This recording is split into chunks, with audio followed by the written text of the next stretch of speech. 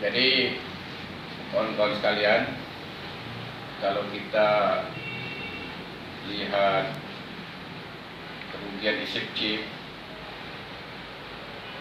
kalau kompetisi ditutup lumayan besar juga.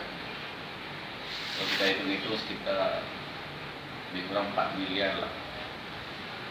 4 miliar itu bisa meliputi DP pemain pelatih, bisa meliputi juga gaji pemain selama ini, ditambah dengan yang 25%.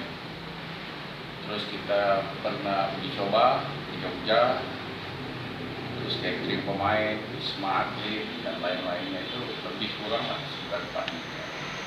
Kerugian si FC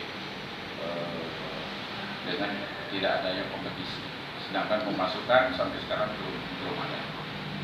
Alhamdulillah dana itu kita dapat patung-patungan lah dengan kawan-kawan di manajemen yang lain, sehingga ini berjalan dengan lancar. Kecuali di pemain, kita lagi sekarang mengusahakan, mudah-mudahan sebelum lebaran ini kita akan selesaikan di pemain.